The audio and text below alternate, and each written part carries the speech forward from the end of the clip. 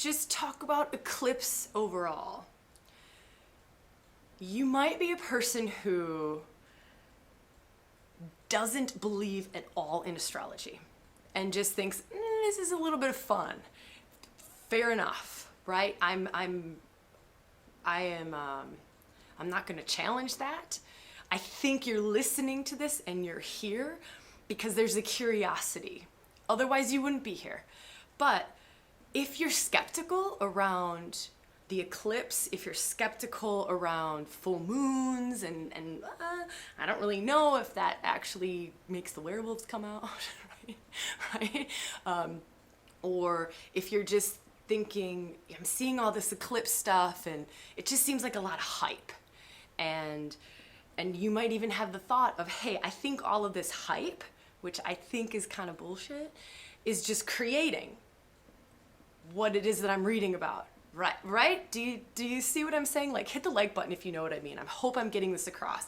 I know that there is that element of thought, like, okay, is this really that big of a deal, right? Just because the sun and the moon are in the same spot, like, is that really that big of a deal? Well, you can read more about the beginnings of astrology and how astrology was founded, and it was actually founded on this really big, massive body of research and work. And it was founded on, well, what energetic patterns are happening when this planet is in the sky in this position, and then when it does it, right? So this is years and years and years and years of work. But I'll let you study that. I'm not here to convince you of astrology, and I'm not here to convince you opposite of astrology. I'm here because whether or not you believe in the eclipse, or you believe in the potency of it, or the doors being open, we've got an opportunity. So we've got an opportunity to work together. And if the eclipse is an excuse for us to dive deep into the depths of self and open up to some big, huge potential that we maybe wouldn't dive into before, I will use that eclipse every day of the stinking week, right? I will absolutely go there. And if this is a placebo, if the eclipse is a placebo and you're saying like, yeah, it's all being created because of the hype that's going on and it's a placebo, cool. I don't give a shit if it's placebo or if it's actual fact. If it works, it works. That's what I care about. So I come from a place of, it works because I've seen it work. It works because every rewilding workshop, I align with the astrology, right? So and I love your hearts. Thank you, ladies. I think I'm kind of getting this point across, right? So I think what I'm saying here is be skeptical. Hell yeah, sister. I'm one of the most skeptical people on the planet. But what I go by is if it works, it works. And what I've seen in rewilding workshops is when the astrology lines up, and this is how I actually create retreats and workshops, everything we do aligns with astrology. Because why not get everything lined up that I can? Why not make it as easy as possible for you to go into these deep, hidden parts of self, right? Why wouldn't we do that? So that's how I feel about eclipse, right? And that's what I want to talk about today. And those are the practices that I want to share with you, is what's open energetically in this eclipse, what we can do to support what's going on, and probably some maybe some questions that might make you a little bit uncomfortable, because eclipses are uncomfortable. So the energetics of eclipse is bringing out that which is hidden, bringing us to deeper truths within self. And the eclipse, how it kind of works is it basically amplifies, like if you're an astrologer, and I'm not going to talk a lot of astrology, because there's a lot of other people who do that and they'll do it better than I will. I'm just going to talk raw energetics. I'm going to talk archetypes, and I'm going to talk practices that we can use during this time for ourselves. And some of these practices, so what I'm kind of seeing here is some of them are for future visions. So soul purpose, soul visions, that's being opened up really, really in a big way. I'm seeing this beautiful holding of the divine masculine. And I'll talk more about that, but there is some magic that comes about when we stand in space that is Shiva space. So when the feminine comes in and stands in a space that is in the healed masculine, that is in the conscious masculine, that is in that Shiva divine masculine, there is some profound, big healing that can happen in this space. And that's very much what's going on in this eclipse. We have this awesome holding, this absolutely beautiful container. We have to trust the container though. So that's the tricky part, is we've actually got to trust that we can dance our wildness in that container and we will be held in unconditional love, right? It's that unconditional love, that non-judgment, that complete holding, that protection, that maybe take the word protection out if that rubs you the wrong way, because it might, but I say protection from a place of, this is safe space, right? This is consciousness. And when divine masculine can set up this space, this atmosphere, this consciousness of safeness, and can hold the feminine in love and absolute gratitude for her in her fullness, all faces of her, the dark, wild, ferocious goddess, as well as the mother, as well as the lover. When we can trust that space and fall into that space, big, big, big openings happen. Big healings happen. Healings around sexuality, healings around union. And I don't say this from a relationship standpoint. I don't say this from a man-woman standpoint. I'm saying this from a higher energetic standpoint. So this eclipse has that as one component of it. Shiva and Jupiter, who are some of the most glorious masculine archetypes to work with. There's not a lot. I should say, oftentimes for us, when we open up to those archetypal patterns, there's not a lot of ickiness there. There's not a lot of gooiness, right? Saturn is where like the crazy masculine patriarchal like wounding stuff sits. But these two, it's this like glory place. And so they're sitting together just holding space like, hey, I love you, feminine, and I'm gonna be here holding all of you, right? So to be seen from a masculine energy is very different to be seen from a feminine energy, and to be held in a masculine energy is very different than being held in a feminine energy. Do you see? Different things will awaken and open to you when being held in masculine. Divine masculine, unconditional love masculine. Different things will also arise for you when being held in unconditional love by the masculine, right? It's going to bring up things that you may not have seen before. So know that this is very much a part of this eclipse. And by the way, eclipse started. I'm loving all of your comments, by the way, ladies. So just keep sharing, keep commenting, keep the hearts, just keep connecting. Or if there are things you want to share, there are women who will watch this later after the live is over. And it's so beautiful to see the comments, and they'll interact. And I see all those comments. So I love it. I just want to say it feels really, really good and really yummy in our space today. Yeah, so thank you. Okay, so that's one big, beautiful aspect of this eclipse, a practice for this. So when things start to get wild, if they start to get wild during this, or if you just want to do some conscious practice with this holding, you can lean into divine masculine. So you can use any kind of divine masculine archetypal pattern or energy that feels very clean, very pure, very holding, that sings to you, like Shiva. So if you can lean into Shiva, or you can imagine there's the Kali statue, or Yeah, Kali's statue of her dancing her wild dance on top of Shiva. You can Google search an image of that if you've never seen that, right? So that can be really powerful right now, is visualizations of that, or energetic leaning into, or if Christ, Yeshua, Jesus kind of sings to you, you can lean into that divine masculine energy, or any other divine masculine that's very clean, that's very pure, and that's very holding. So those are brilliant, brilliant, brilliant practices. And I hope that just me talking about this to you, actually I know that us talking about this has opened that door.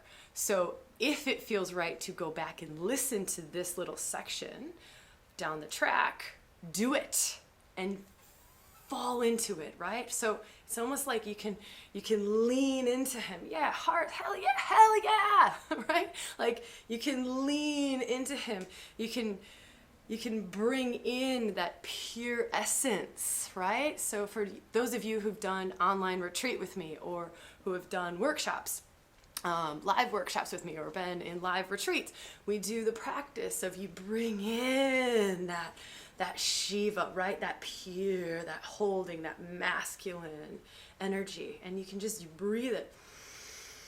And it brings in this like perfect stillness. So this energy is very much a part of the eclipse. And we have this opportunity to dance in the holding by the divine masculine, and to allow for things to arise that won't necessarily arise in other spaces. Okay, that's one aspect that I wanted to touch on. Whew, there's a lot going on here.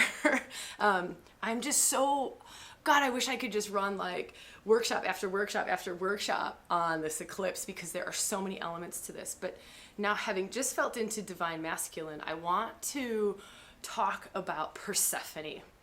And I've written about Persephone, so if you're not on the Rewilding newsletter, make sure you subscribe. If you're not in the group, make sure you find the Facebook group, Rewilding for Women, you'll find it, or go to our homepage and then subscribe to the newsletter. But I've written about Persephone, and I've written about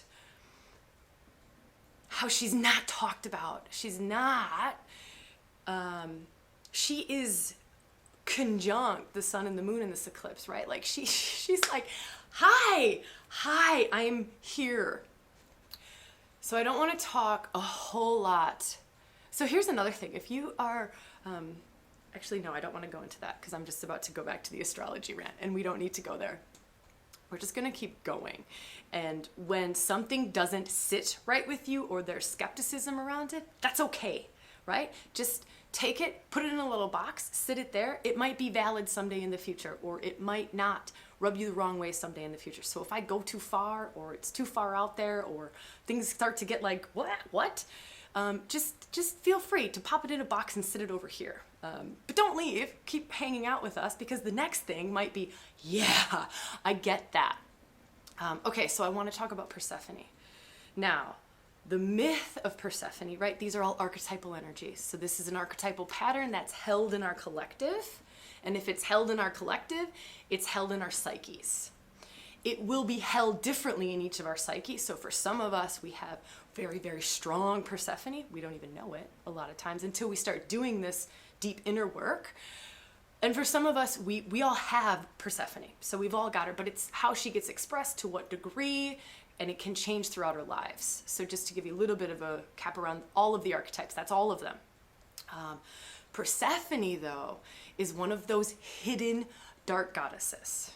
Persephone is one of those archetypal patterns that's not accepted in our normal everyday society in the Western world, or in any parts of the world. Persephone is like the other dark goddesses. She's been hidden, she's been repressed. We haven't been allowed to open to her. Why? She's the queen of the freaking underworld.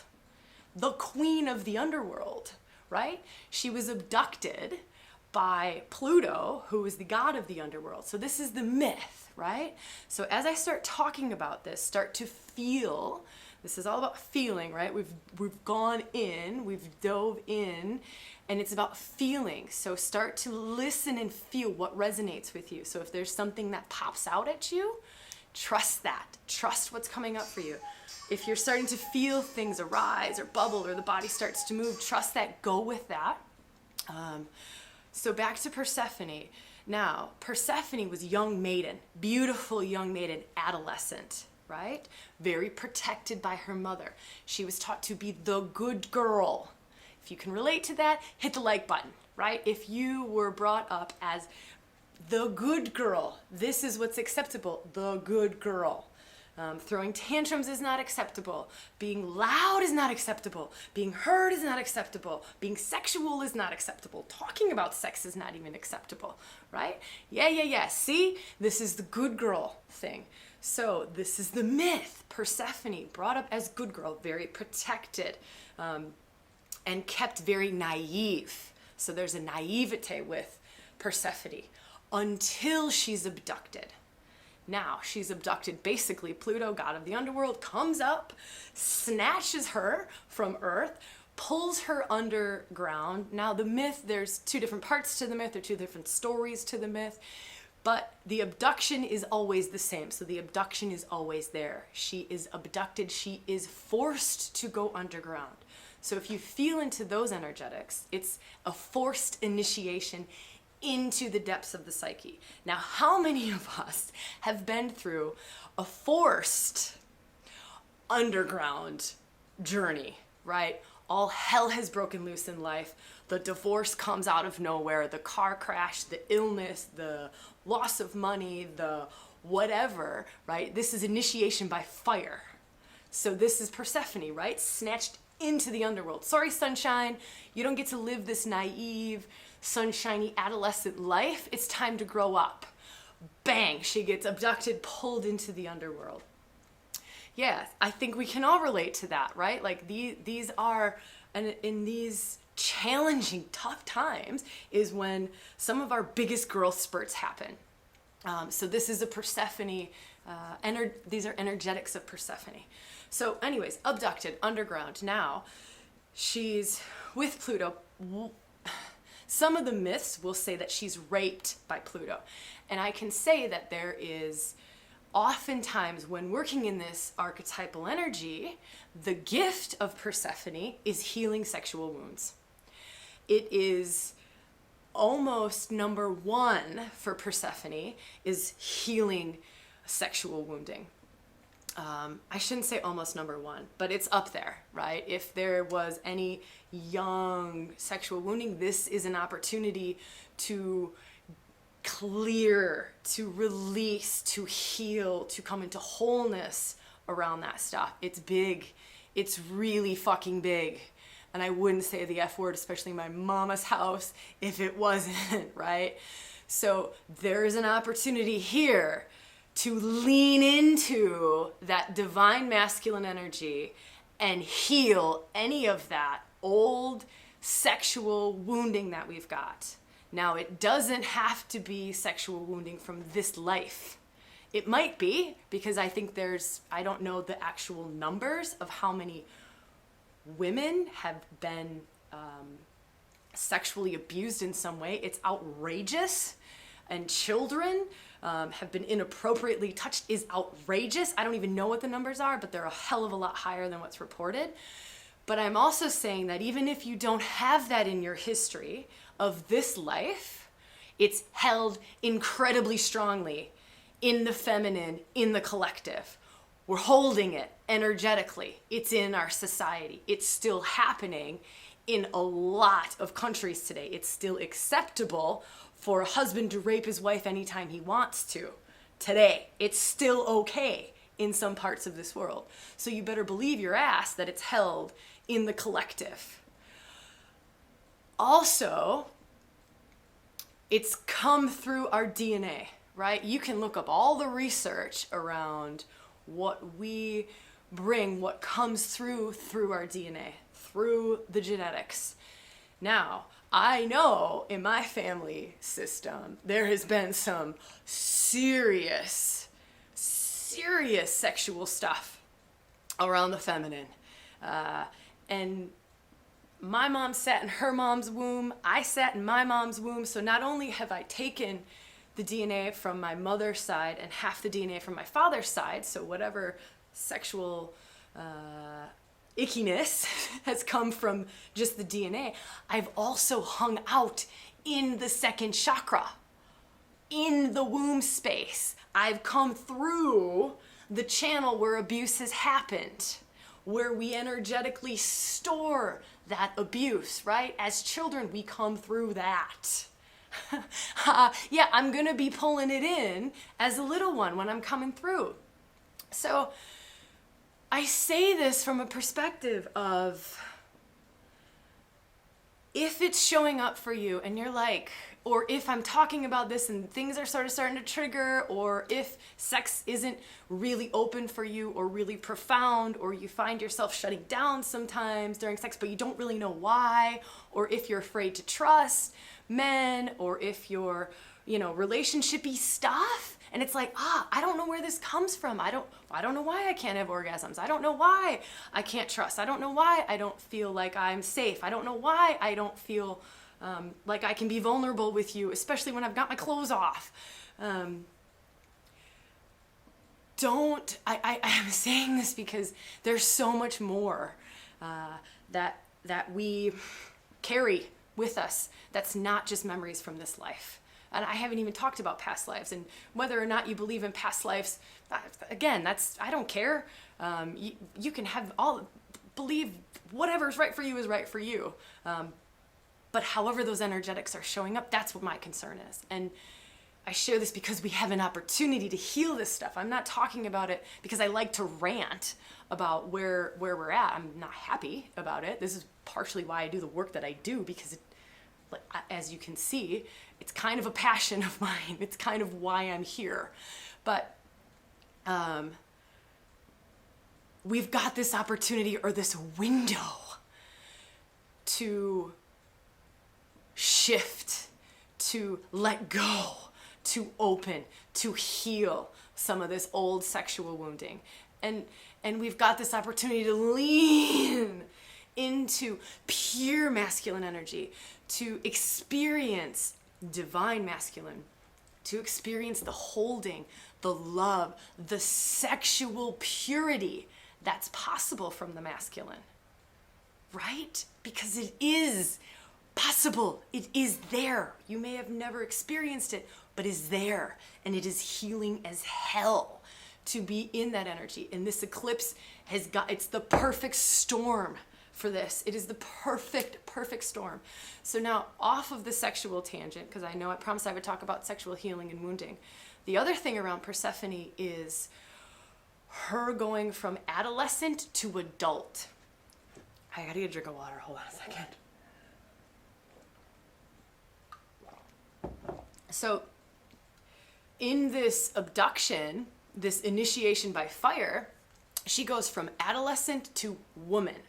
Now here's a question for us all to ask ourselves is, where am I still acting like an adolescent? Where in my relationship am I still acting like a young girl? I want to be a woman. Yeah, there's times for us to be kids and to be playful and to have fun and to be childish, because that's beautiful, right? I'm not talking about that. I absolutely honor the inner child in everybody. But what I'm talking about is when the adolescent starts throwing a fit and you're in like adult space. So this is a big question to ask yourself, and this is something for you to really dig into. Where am I an adolescent? Where am I an adolescent around sex? Where am I still a young girl in my relationship? Where am I still acting like I have not been initiated, right? So around the Persephone thing is this massive initiation into the mysteries of sex, into the mysteries of relationship, into the mysteries of union. She becomes the queen of the underworld. Her and Pluto have this tantric, luscious, intense, insane, beautiful, wild relationship that is built on purity and on love, right? After we get through the abduction and all that stuff, right? But it comes to that place. But it's the initiation into that space. So have you been initiated into that? Have you energetically worked through whatever you need to work through to stand in this place as a woman, to love as a woman, to make love as a woman, right? That's Persephone. And to be able to do it in the underworld, right? She's in the underworld doing this. So in the underworld just means depths of our psyche. So the underworld is also us looking at our deepest desires. So this is another thing around Persephone, your deepest desires. And the more true you can be to yourself and the more honest you can be with yourself, the quicker you will open up to who you authentically are. So I think this is so funny about this path is like, I want to be authentic. I want to be my authentic self. I want to take the layers back. I want to peel back the layers. I want to authentically be me, right? I want to open up my heart. I want to authentically come find out who I am and open to all that I am. But then we get to these tricky little spots of like, okay, well, what's your deepest sexual desire? I don't want to talk about that. Or like I blind myself to that. So deepest desires and truths. So getting off of the sex kind of theme, or getting off of that, what is it that you're not being truthful to yourself about? So this is straight up eclipse energy, is what are you not being truthful about in your life? What is it that you know that you're not willing to admit to? What is it that you know that you're not wanting to see in your life? What sort of situation are you in your life that doesn't quite fit, but you're still trying to make it work? These are the big questions of this eclipse. There's a lot of big questions. Like I said, I could talk for days on this whole thing, but these are the big questions to ask yourself. What am I not wanting to see about my life? What is the truth that I'm not wanting to own? What's not fitting in my life, but I am too scared to change it? Maybe it's job. Maybe job is just absolutely hellacious, but you're scared shitless to leave your job. What, right? So this eclipse brings this up. Eclipse is bringing this up.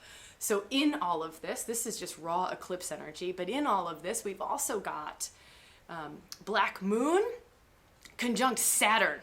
Yeah, and they're doing this beautiful little triangle over here. I think it's Uranus over there. I've got it pulled up on here. Yeah. So there's this beautiful triangle eclipse, Black Moon, Saturn, and Uranus going like, hello. Okay, so Black Moon, Saturn, what is that about? That is about like healing some of the biggest, deepest, seeing some of the biggest, deepest things, right? Like Black Moon is like truth bomber of all truth bombers. It's like a Kali sword of here, I'm going to show you the truth. So if we can work this eclipse and be conscious over the next couple of weeks, conscious as in take some time out to journal every day, take some time out to chat with a girlfriend, team up with somebody in the rewilding group, like, hey, you might have a little bit of a rapport. Hey, you want to chat every day, or you want to just write a little bit of a note every day to check in with each other, checking in with self, make space over the next 3 weeks. This is one of the biggest things that you can do. Make space.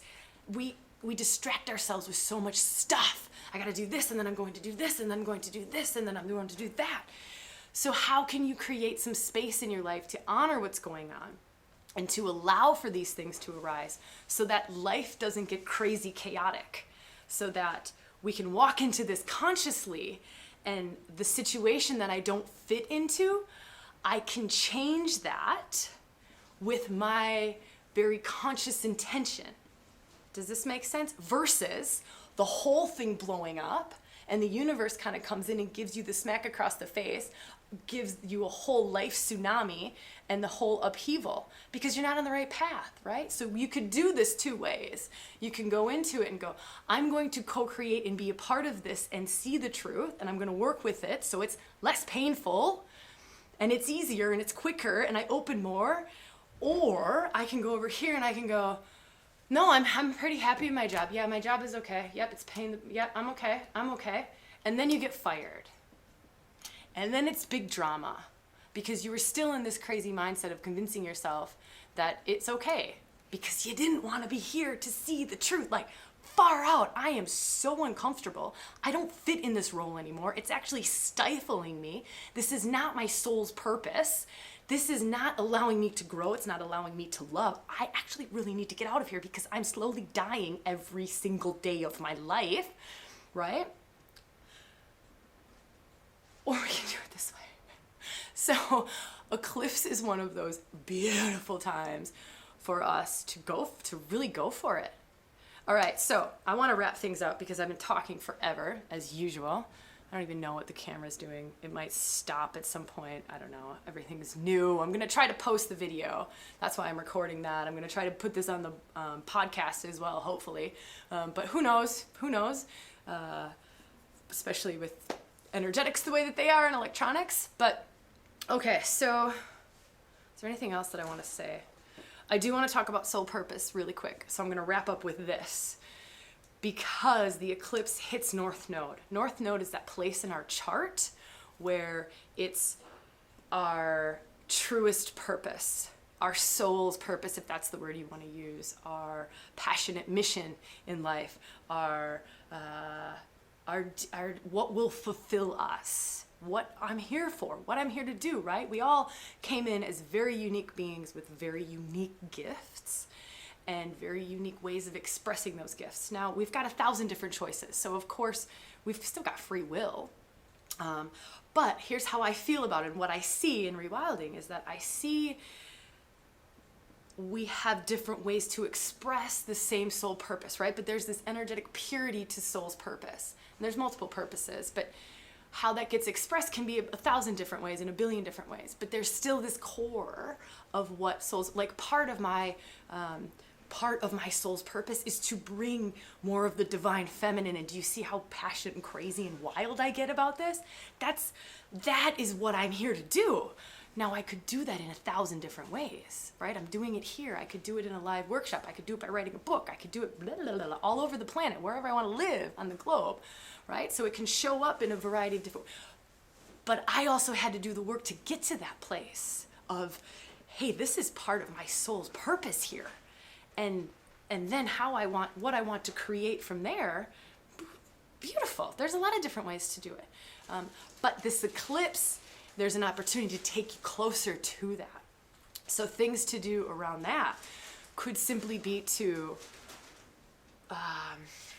there's this thing, it's really super simple. It's called the values factor, and it's John DeMartini. Super, super, super simple. And it's 10 questions. I think you can do Google and probably find the 10 questions that he does. And it helps you to find your values, helps to bring you closer to what is it that you care about? What is it that you love, right? So those things can be valued. They're simple. They're simple. I can't take us into like big mama energetic stuff in this format. Otherwise I would, right? If I could open up like this big, massive rewilding workshop, I would love to do that, especially during this eclipse, and say like, hey, look, we're gonna go for it. We're gonna really open up to the deepest, most authentic soul purpose, even if it scares the pants off you, which a lot of times it does. A lot of times it's fear that's holding us back from owning, seeing, knowing what our deepest soul's purpose is. So things you can do around soul, purpose and uncovering that, again, making the space, having the conversations. This is a beautiful one, is you have somebody who knows you very, very well and who you trust and doesn't have any sort of persuasion on what it is that you do with your life. Right? So like dad might not be the best one. If he always wanted you to be a lawyer and he didn't turn out to be a lawyer, he might not be the best person to do this with, because he'll probably sway things over to the direction of lawyer, right? So somebody who has no attachment to the actual outcome of this, and what they do is they feel into you and they feel into your deepest truth. So this is a really powerful thing that I've done in workshops, in rewilding workshops before. And you'll say, this is what I feel my deepest purpose is. And that person rates you on a scale of 1 to 10. 1, as in that doesn't feel at all true for me. 10, that feels good. So that's something that you can do with a partner, but you can also do it for yourself. So even if you don't have a person who you can do that with, do it for yourself, right? And you write it. And you can also write a question with your right hand, write the answer with your left hand. So left hand can be coming from the depths, coming from more of that deeper wisdom place. If you hold that intention, you write the question, what is my deepest purpose? And then you write the answer, what is my heart's desire? So there's two ways to look at soul purpose, a masculine format and a feminine format. I'm not going to go into all of that, but those are the two questions that you want to ask yourself, is what is my life's purpose? What is my soul's purpose? What must I do to be fulfilled before I die? That's a masculine way of doing it. And we're both, of course, we're both masculine and feminine. And Denny, Sabrina, do you journal? I journal, woman. I write all of the time. Yes, and I love it. And then I journal every morning. Actually, that's one of my practices. That's a great question, Denny. So that's part of my morning ritual. Like, I have really crazy morning rituals, and one of them is to just write for myself. And then, so the other feminine way of doing it is, what is my deepest heart's purpose? How do I need to love and be loved in order to feel fulfilled before I die? Do I need to have children? Do I need to have children in my life? Maybe I can't have children, but maybe I need to have children in my life. That's a feminine. Those are feminine questions. So I would strongly recommend asking yourselves those two questions and sit on them. Allow them to arise. The other thing to do during this eclipse, set the intention for dreams. Dreams can be really big right now. I don't know if you're a dreamer or not. I know for me, I'm not like a super dreamer, and I'm certainly not a good dream interpreter at all. So I've got this little thing like, hey, if I need to have a dream that I need to know something about, it needs to be really clear, or I'm not going to get the message. So you can do things like that too. You can set those intentions of, I'd like to dream a soul vision. You can do that. I've done that. Those are great. Naps are the best time to do that, by the way, at least for me. Whenever I take a nap, I can always set some sort of like beautiful intent. Like, I would love to dream about the outcome of this, or I would love to dream about what's best in this situation. And a lot of times just gets delivered. That's kind of a cool little magic trick. But for me, naps are the best.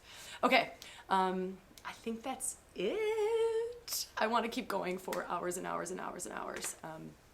But I know that everybody has lots of things to do. What are the dates of the eclipse? So Kelly, that's a great question. So the first eclipse just happened on the 7th, 8th, depending on where you're at in the world.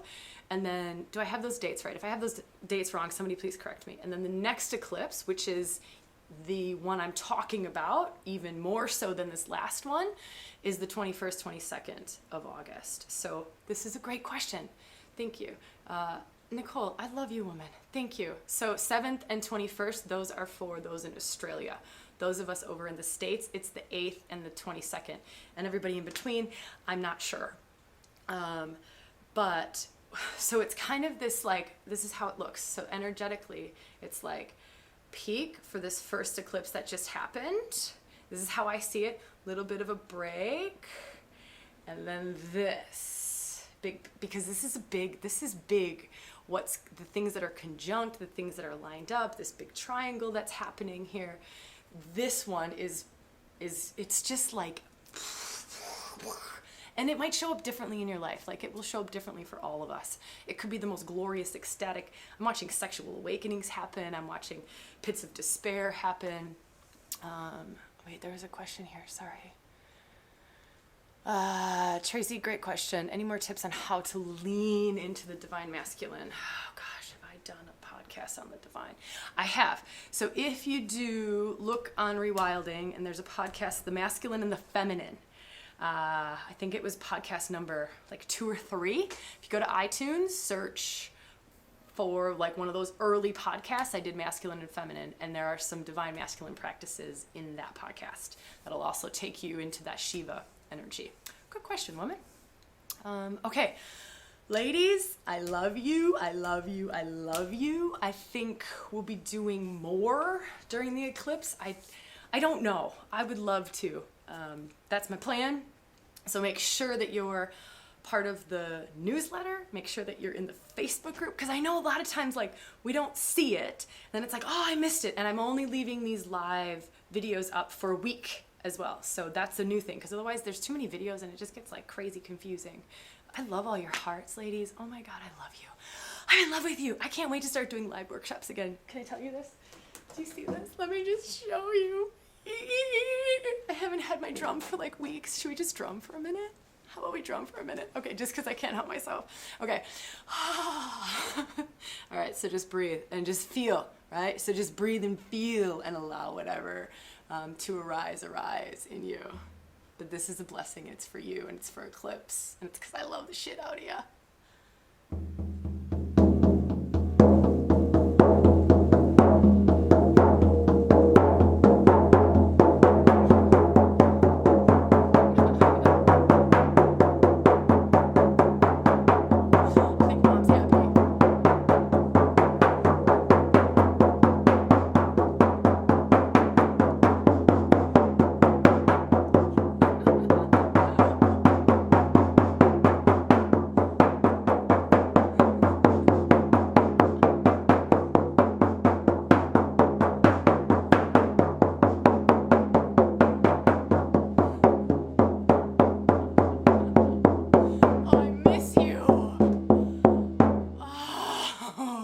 We need to dance together soon. Oh my gosh.